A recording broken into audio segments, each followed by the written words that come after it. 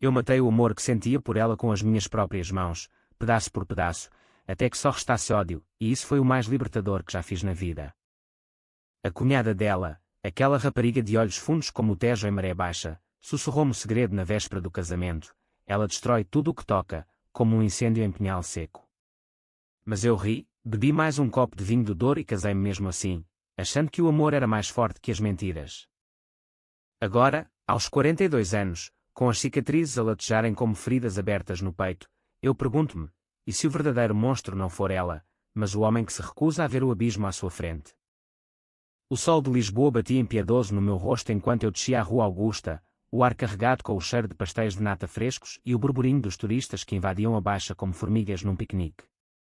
Era verão de 2018, e eu, Miguel Santos, um arquiteto de 35 anos com as mãos calejadas de desenhar sonhos em betão, sentia-me invencível. Tinha fechado um contrato grande para restaurar um palácio antigo em Sintra, o tipo de projeto que faz um homem acreditar que o destino lhe deve um favor. Foi aí que a conheci, ou melhor, que ela me encontrou. Chama-se Inês. Inês Moreira, com aqueles cabelos castanhos ondulados que caíam como cascatas sobre os ombros, e olhos verdes que pareciam lagos escondidos nas colinas do Alentejo. Encontrámo-nos num café escondido no Chiado, daqueles com mesas de ferro forjado e vistas para o castelo de São Jorge. Eu estava a rabiscar esboços num guardanapo quando ela se sentou à minha frente, sem pedir licença, e disse: "Esse palácio em Sintra." Eu cresci a ouvi-lo gemer à noite, como um amante traído. Ri-me, porque soava poético, e porque as mulheres como Inês não aparecem todos os dias na vida de um tipo como eu, divorciado recente, com uma filha de 8 anos a cargo da mãe em Coimbra, e um coração ainda meio partido de uma traição banal. Conversámos até o sol se pôr, e no dia seguinte, jantámos no Time Out Market, com o mar de pratos a fumegar entre nós como uma promessa de excessos. Ela contava histórias da infância em Évora, de verões passados a colher uvas nos vinhedos da família, de um pai ausente que era diplomata e uma mãe que colecionava porcelanas antigas como se fossem almas perdidas. Eu falava do meu trabalho, de como restaurava o passado para que o futuro não o esquecesse. Era fácil, fluido, como o vinho tinto que bebíamos. 2 semanas depois, estávamos na cama dela, num apartamento modesto no Bairro Alto, com o som das fadas a ecoar das ruas lá embaixo, e eu pensei, esta é a mulher que me vai salvar do vazio. Mas o amor, em Portugal, é como o fado, começa como o dia doce e acaba em lamento rasgado. A cunhada dela, Ana, irmã mais velha de Inês, apareceu na nossa vida como uma rajada de vento do norte. Ana era advogada em Lisboa, alta e esguia, com cabelos curtos e pretos que lhe davam um ar de corvo pronto a bicar. Conheci-a num jantar de família em Évora, para onde fomos no fim de semana de Páscoa.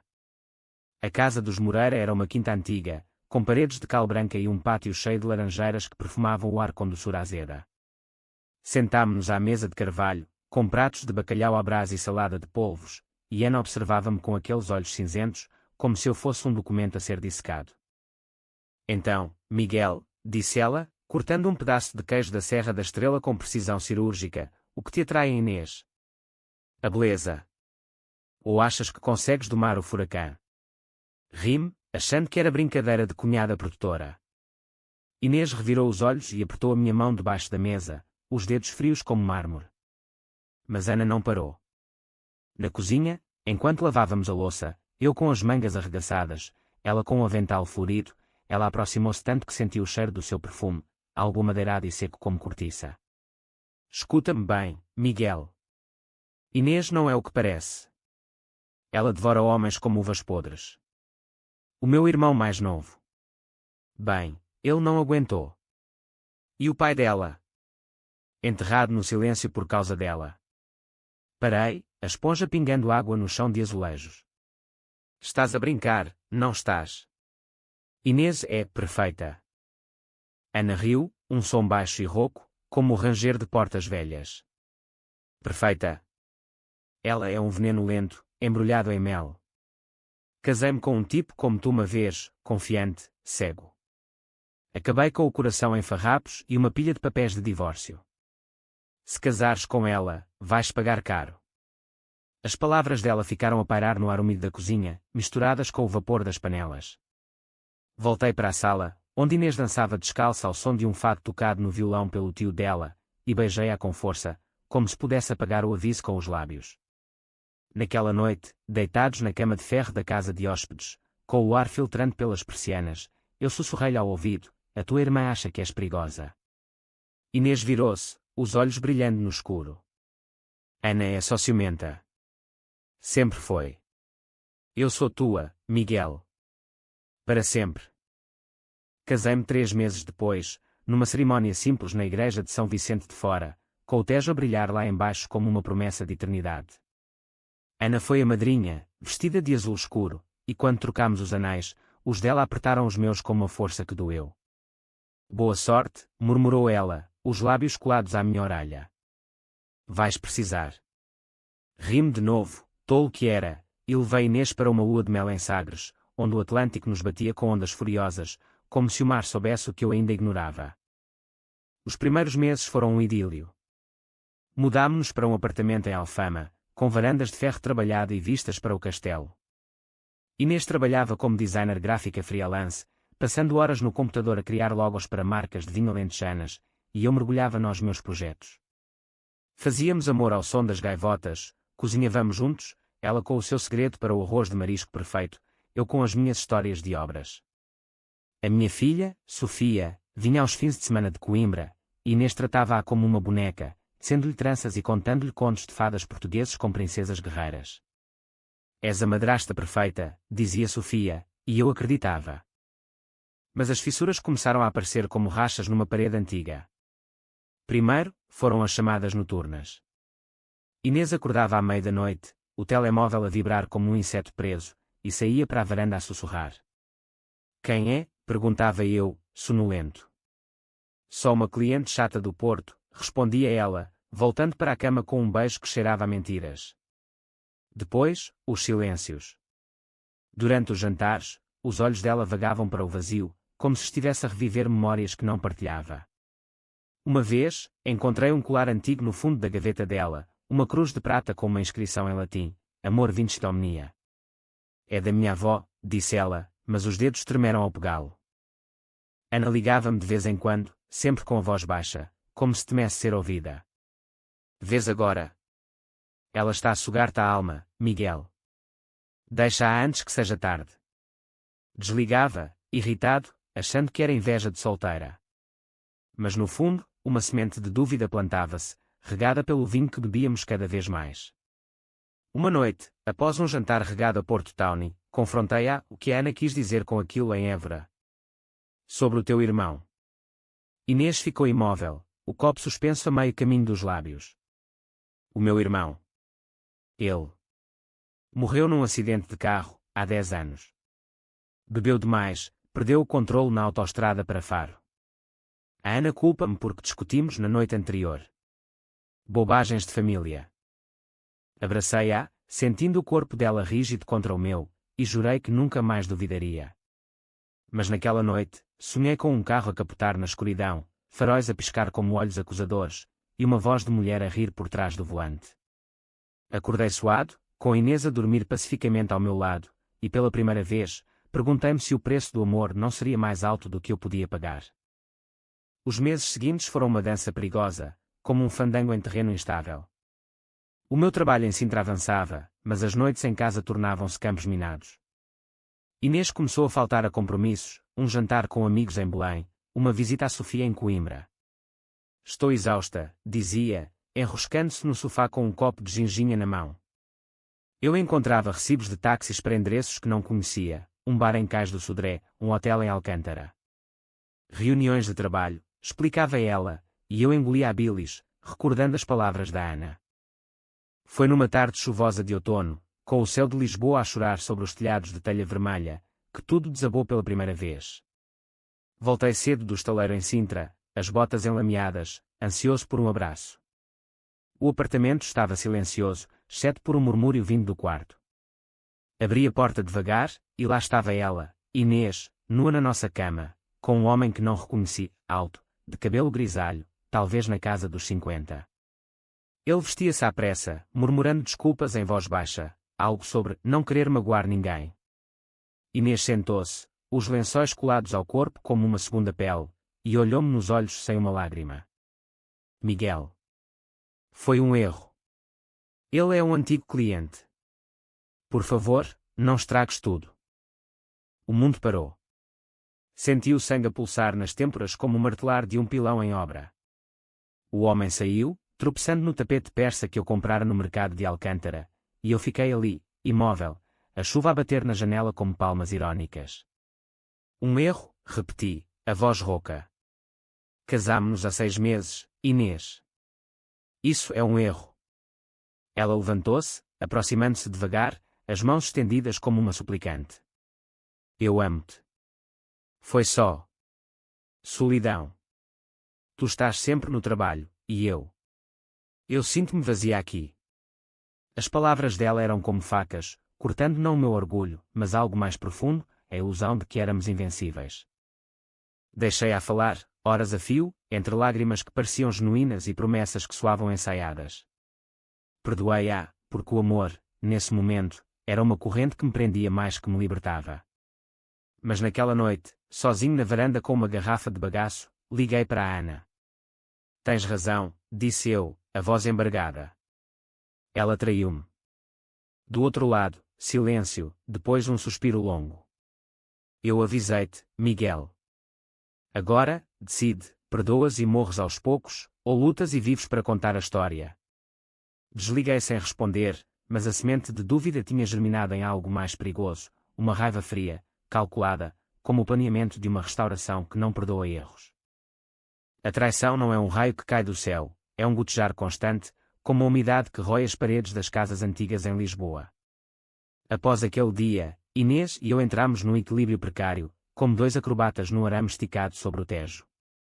Ela jurou lealdade eterna, trocou o telemóvel por um novo, para começar do zero, e encheu a casa de flores de jasmim do mercado da Ribeira, cujo perfume doce mascarava o cheiro acre da desconfiança. Eu, por minha vez, mergulhei no trabalho como um náufrago se agarra a um tronco. O projeto em Sintra consumia-me, medindo arcos góticos ao amanhecer, negociando com empreiteiros teimosos ao meio-dia, sonhando com plantas baixas à noite. Era a minha âncora, o único lugar onde me sentia no controlo. Mas o controlo é ilusão, especialmente quando o coração lateja com feridas abertas. Comecei a notar as pequenas coisas, as que um homem apaixonado ignora, mas um marido traído disseca como um cirurgião. Inês sorria mais para o espelho do que para mim, passando horas a maquiar-se para reuniões online. As suas unhas, sempre roídas antes, agora estavam impecáveis, pintadas de vermelho sangue como as bandeiras de um toureiro. E às noites, ela adormecia cedo, virada para a parede, enquanto eu velava, o sono fugidio como um gato de rua. Sofia notou primeiro. A minha filha, com os seus 9 anos recém-completados, chegava de Coimbra com os olhos grandes e curiosos, e observava-nos como uma antropóloga em miniatura. A Inês está zangada contigo, pai? Perguntou-me amanhã, enquanto comíamos tostas com manteiga na cozinha, o sol filtrando pelas cortinas de renda. Não, amor, respondi, forçando um sorriso. Só cansada do trabalho. Mas Sofia franziu o nariz, como se cheirasse a mentira no ar. Ela não me abraça como antes. E tu pareces um fantasma. Aquelas palavras de criança cortaram mais fundo que qualquer acusação adulta. Abracei-a forte, sentindo o peso da minha fraqueza, como poderia proteger a minha filha se nem eu me protegia. Ana tornou-se a minha confidente improvável.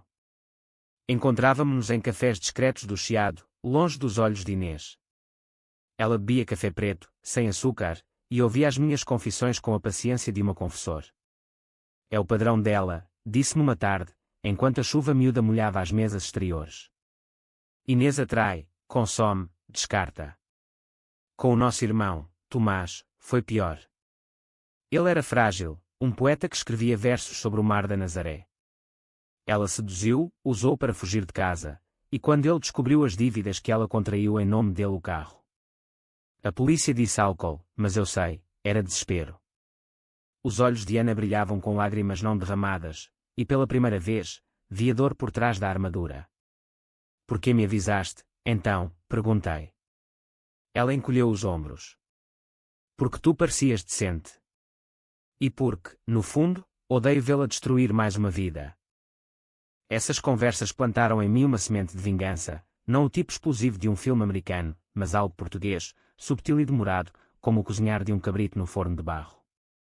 Comecei a observar Inês de perto, sem que ela soubesse. Instalei um app no seu novo telemóvel, um truque sujo aprendido num fórum online de maridos paranoicos, e lia as mensagens à noite, quando ela dormia. Eram inofensivas no início, trocas com amigas sobre moda, reclamações sobre o trânsito na ponte 25 de Abril. Mas depois, um nome, Rui. Encontro quinta, no mesmo sítio, ele escrevia. Não posso arriscar mais, respondia ela. O coração acelerou-me, mas em vez de confrontar, guardei silêncio. Deixei-a ir à reunião, na quinta, fingindo uma noite de trabalho tardio em Sintra. Seguia de carro, o meu velho Fiat Panda a engolir os quilómetros até Cais do Sodré, onde o bairro alto pulsava com neon e música. Estacionei num beco escuro, o coração a martelar como o baixo de um fado rock. Lá estava ela, num bar escondido chamado O Esconderijo, com paredes de tijolo aparente e velas tremuluzentes. Rui era o homem da cama, o grisalho, agora com um fato cinzento que o fazia parecer um banqueiro devedor. Bebiam vinho verde, riam-se de algo que eu não ouvia, e quando ele a beijou no pescoço, senti o estômago revirar como um mar em tormenta. Não entrei. Em vez disso, tirei fotos com o telemóvel, borrosas mas inequívocas, e voltei para casa, onde me servi de um copo de aguardente e planeei. A vingança começou pequena, como um sussurro no confessionário. Deixei um brinco de mulher, não dela, na casa de banho, encontrado no estaleiro. Inês encontrou, os olhos arregalados. De quem é isto, Miguel? Fingi surpresa. Não sei, deve ser de uma operária. Porque, o que importa? Ela corou, e pela primeira vez, vi dúvida nos seus olhos. Depois, convidei Ana para jantar, sem avisar. As duas irmãs sentaram-se à mesa, o ar carregado como antes de uma trovoada. Ana falou de casos de divórcio que tratava, de maridos traídos que perdiam tudo, casa, filhos, dignidade. É triste, não é, Inês? Como as pessoas destroem o que amam. Inês apertou o garfo até os nós dos dedos branquearem, e eu sorri por dentro, saboreando o veneno que eu próprio ingestava. Mas o verdadeiro golpe veio numa viagem a Évora, para o aniversário da mãe delas. A matriarca Moreira, Dona Lúcia, era uma senhora frágil de 70 anos, com mãos trêmulas que teciam rendas como teias de aranha. A quinta estava em festa, mesas ao ar livre com sardinhas assadas, pão de milho quente e vinho de reguengos. Inês brilhava, a anfitriã perfeita, mas eu via as rachas, o modo como evitava o olhar da Ana, como bebia demais do licor de figo. Na sobremesa, quando todos cantavam os parabéns, levantei-me e brindei, à família, que nos une mesmo nas tempestades. E aos segredos que, um dia, vêm à tona como o sol após a chuva. Os olhos de Inês fixaram-se nos meus, e vi o pânico ali, cru e exposto. Naquela noite, no quarto de hóspedes, ela confrontou-me. O que queres dizer com isso, Miguel? Estás a ameaçar-me. Segurei-a pelos ombros, os dedos cravando-se na carne macia. Não ameaço, Inês. Apenas recordo. Como o teu irmão recordaria, se estivesse aqui. Ela empurrou-me, o rosto contorcido em fúria. Não voltes a mencionar o Tomás. Foi um acidente, caralho. Correu para a casa de banho, e ouvi o choro abafado pela água a correr. Sentei-me na cama, o coração frio como pedra, e pensei, agora, o jogo mudou. Não era mais vítima, era o arquiteto da queda dela. Os dias seguintes foram um purgatório. Inês tornou-se distante, os sorrisos forçados como máscaras de carnaval. Ligava para Rui menos vezes, eu via nas mensagens, mas o dano estava feito. A dúvida corroía-a, tal como a corroía a mim. Sofia, sensível como uma antena, perguntou, vais deixar a Inês, pai? Ela faz-te triste. Abracei-a, inalando o cheiro a shampoo de morango. Não sei, minha pequena. Mas prometo, vou lutar pelo que é certo. E pela primeira vez, a vingança não parecia só ódio, era justiça, uma restauração da minha própria alma. O ciúme não é um monstro de 7 cabeças, é um cão raivoso que morde devagar, deixando marcas que infeccionam a alma. Após Évora, Inês e eu vivíamos numa trégua armada, como dois generais após uma batalha inconclusiva. Ela tentava reconquistar-me com gestos calculados, jantares românticos no Cervejaria Ramiro, com lagostas a fumegar e conversas sobre o futuro, vamos a um bebê, Miguel. Uma família nossa.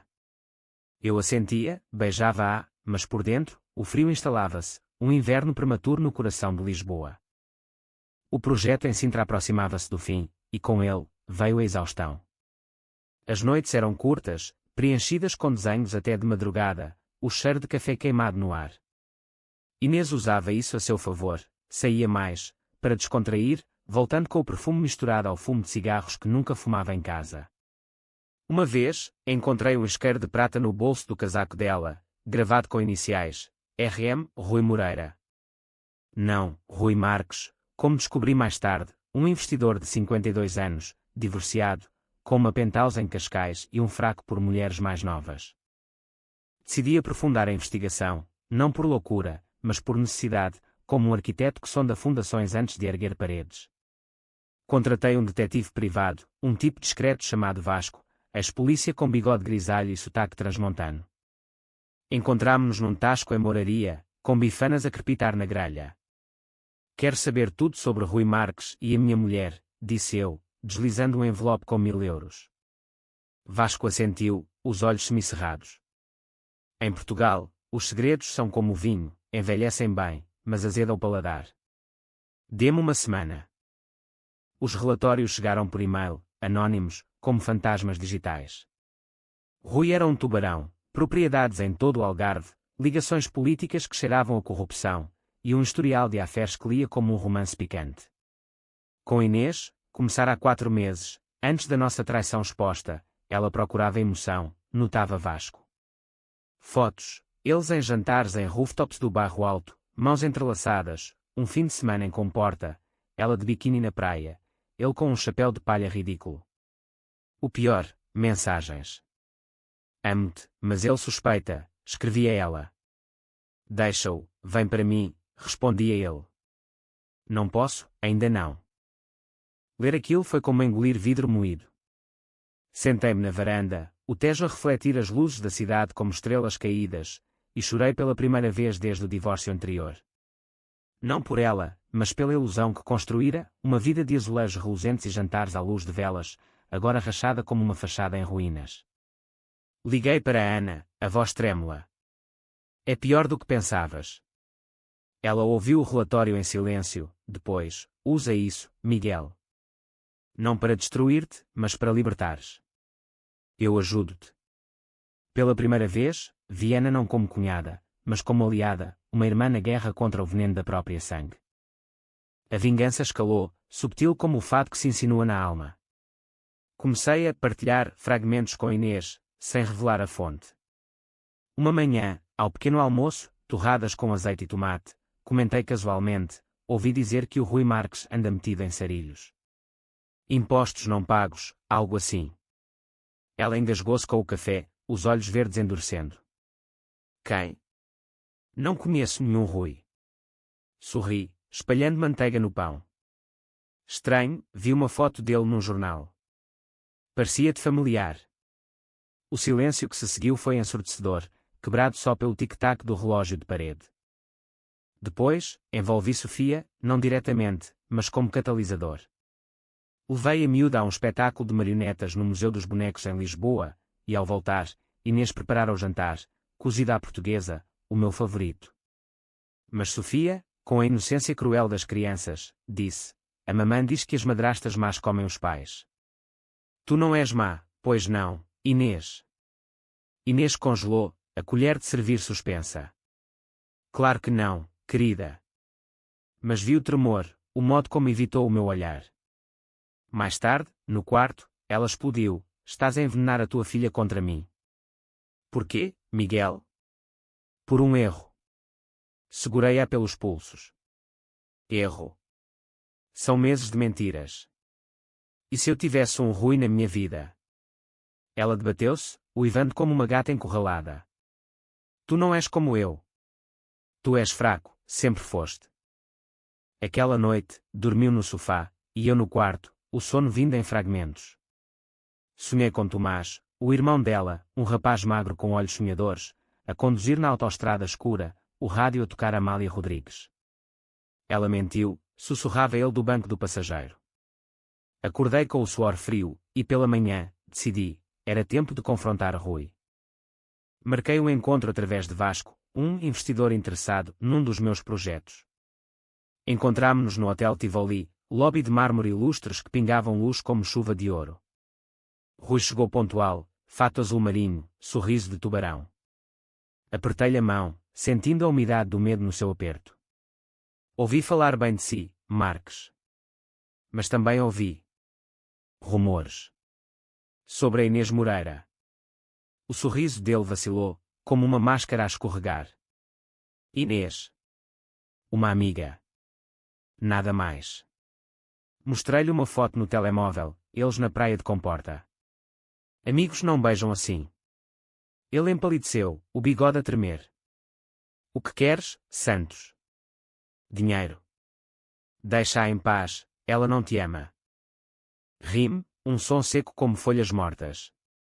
Não quero dinheiro. Quero que saias da nossa vida.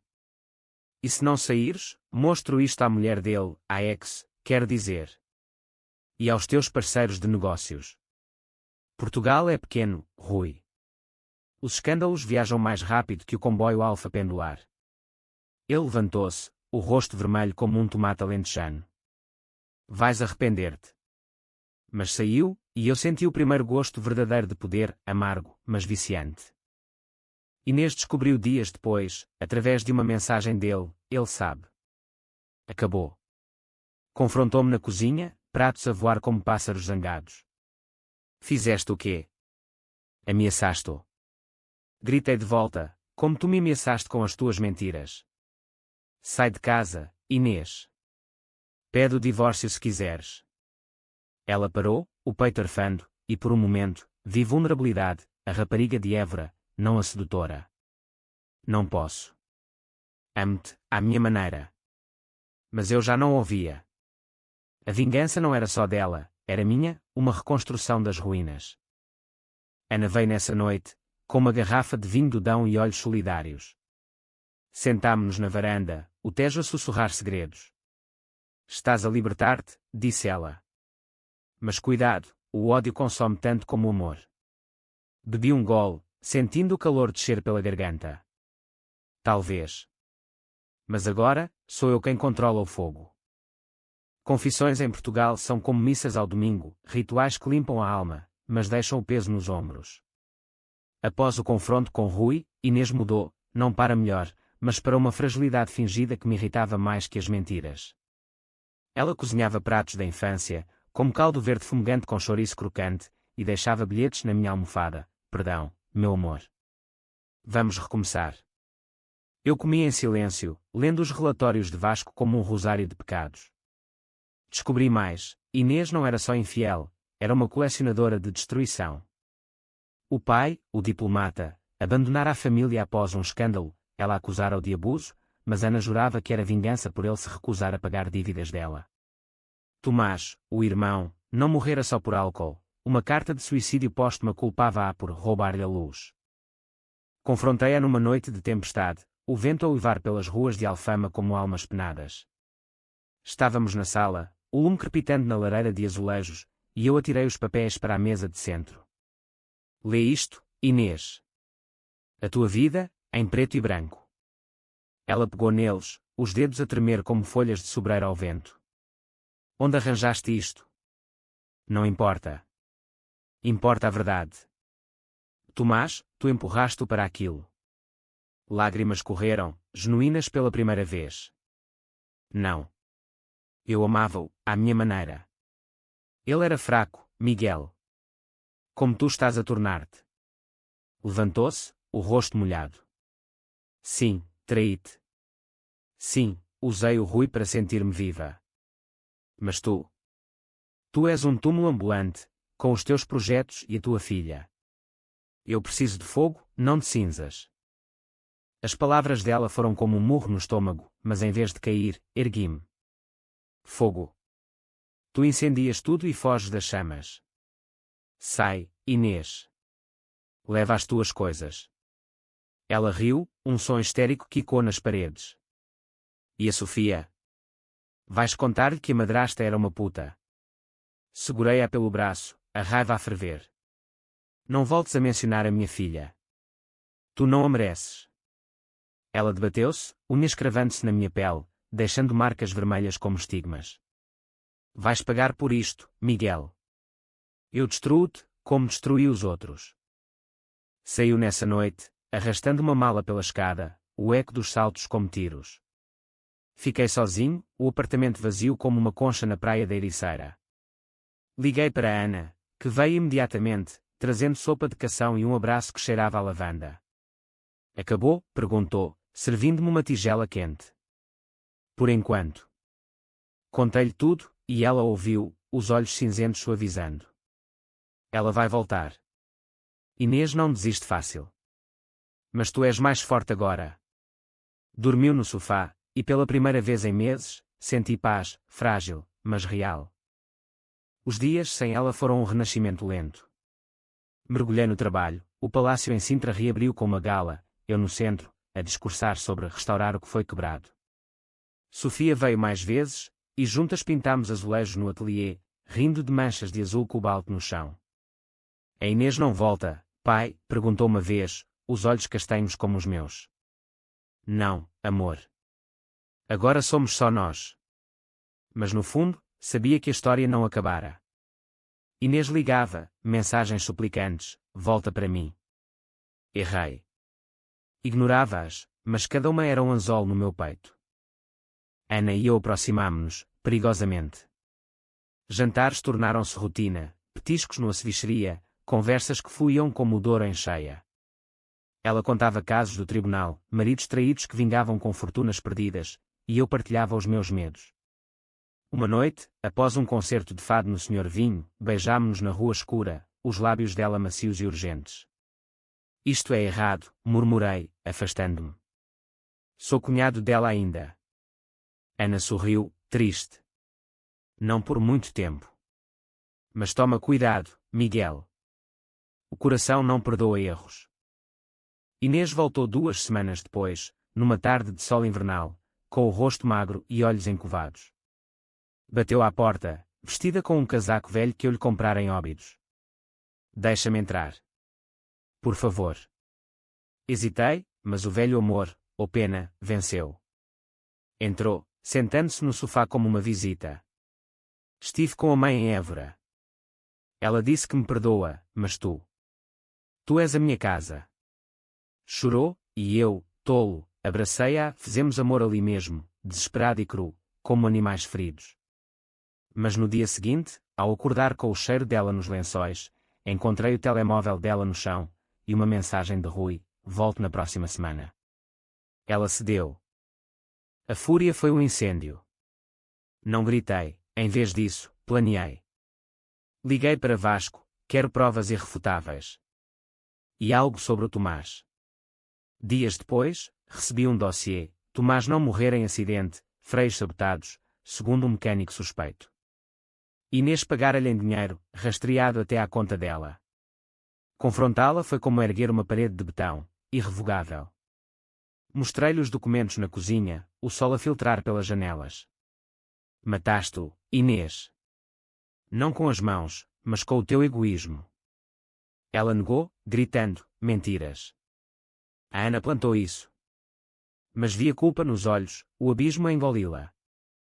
Chamou a polícia nessa noite, acusando-me de assédio. Mas Vasco tinha contactos, o caso caiu por falta de provas. Inês fugiu para Évora, deixando uma nota: pagarás com tudo. Eu, exausto, sentei-me com Ana na varanda, o Tejo a testemunhar. Acho que a amo, confessei. Ela tocou-me a mão. Não. Amas quem ela fingia ser. Agora, vive. A vingança consumava-se, mas o preço era a minha humanidade, pedaço por pedaço. Verdades em Portugal são como o mar do Algarve, belas de longe, mas traiçoeiras de perto, com correntes que arrastam para o fundo. Após a fuga de Inês, o apartamento em Alfama tornou-se um mausoléu de memórias, fotos dela emolduradas que eu não tirava, o perfume residual nos lençóis como um fantasma. Mergulhei no trabalho, aceitando um novo projeto: restaurar uma sinagoga antiga no Porto, viagem que me tirava de Lisboa e das garras do passado. Mas o passado persegue como sombras em azulejos rachados. Ana acompanhou-me na primeira viagem ao norte, para te apoiar, disse. O comboio alfa pendular cortava o país como uma faca, paisagens de vinhedos e rios a desfilar pela janela. No Porto, ficámos num hotel ribeirinho, com vistas para o Douro dourado ao pôr do sol. Jantámos francesinha no Café Santiago, o molho picante a queimar a língua como as confissões que trocávamos. Eu devia ter-te avisado mais cedo, disse ela, limpando mostarda dos lábios. Mas via-te cego, como o Tomás. Abracei-a ali, no meio do restaurante apinhado, e sussurrei, tu salvaste-me. O beijo veio natural, profundo, como um fado que se alastra pela alma. Mas Inês não descansava.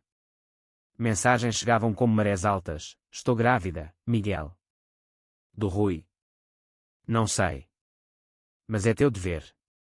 O pânico gelou-me o sangue. Fiz testes, ela mentira, claro, mas o golpe era psicológico, uma faca torcida na ferida. Liguei para Dona Lúcia, a mãe, voz trêmula no telefone. Ela destrói tudo, como o pai. Dona Lúcia, fraca mas lúcida, confessou, Inês herdou o pior dele, a sedução como arma. Tomás. Ela confessou-me, embriagada, que discutiram por dinheiro. Ele descobriu as dívidas, ameaçou contar. O carro. Os freios. O silêncio que se seguiu foi um abismo. Por que calar? Perguntei. Sangue é mais grosso que a lei, meu filho. Mas agora, acaba com isto. Voltei a Lisboa determinado. Vasco entregou o golpe final. Gravações de Inês a subornar um mecânico anos atrás, voz rouca e desesperada. Apaga os registros, ou conto tudo ao Rui, ao teu Rui de então. O mecânico, agora idoso, confirmou tudo por uma gravação minha. Levei os ficheiros à procuradoria, anónimo, mas com pistas para Ana, que acelerou o processo como advogada. Inês foi interrogada em Évora, o rosto pálido na foto do jornal local, suspeita de homicídio por negligência. O confronto final foi num café em Belém, pastéis de nata entocados na mesa. Ela chegou algemada em espírito, olhos vermelhos. Sabes, não sabes. Vais destruir-me. Sentei-me frente a ela, o Tejo a rugir ao fundo. Não eu. Tu. Tomás merecia justiça, como eu merecia verdade. Gritou, lágrimas misturando-se ao açúcar. Eu amava-vos. Mas o mundo esmaga os fracos. Levantei-me, deixando dinheiro para os pastéis. Então, ser forte na prisão. Ana esperava-me em casa, com Sofia, que eu contara uma versão suavizada. Abraçámo-nos os três, uma família improvisada. Mas a vitória era agridoce, o ódio deixara-me vazio, como uma casa sem mobília. Redenção não é um fim limpo, é uma cicatriz que coça nas noites quietas, recordando a ferida. Inês foi condenada a 10 anos por homicídio involuntário, o tribunal de Évora quando com os lamentos da família dividida. Dona Lúcia visitava-a, mas Ana cortara laços, basta de veneno, disse-me. Eu testemunhei contra ela, voz firme no banco das testemunhas, o peso dos olhares como chumbo. Ela destruiu vidas, declarei, e o juiz assentiu, martelo caindo como um ponto final. A vida recomeçou devagar, como um rio após cheia.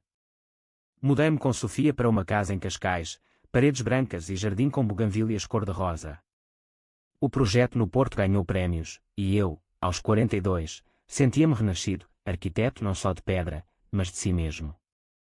Ana e eu namorávamos abertamente agora, passeios na praia da Conceição, mãos entrelaçadas na areia molhada. Amei-te desde o aviso, confessou ela uma noite, sob as estrelas. Mas esperei que visses. Beijei-a, sentindo o calor que Inês nunca dera, sólido, como cortiça. Sofia florescia, escola nova, amigos, e contos à noite sobre heróis que vencem dragões. Tu venceste o teu, pai, disse ela, abraçando-me. Mas nas noites de insônia, o passado visitava, sonhos com Inês na cela, olhos verdes suplicantes, ou Tomás no carro, faróis piscando. A vingança libertara-me, mas roubar a inocência, o preço de ignorar avisos.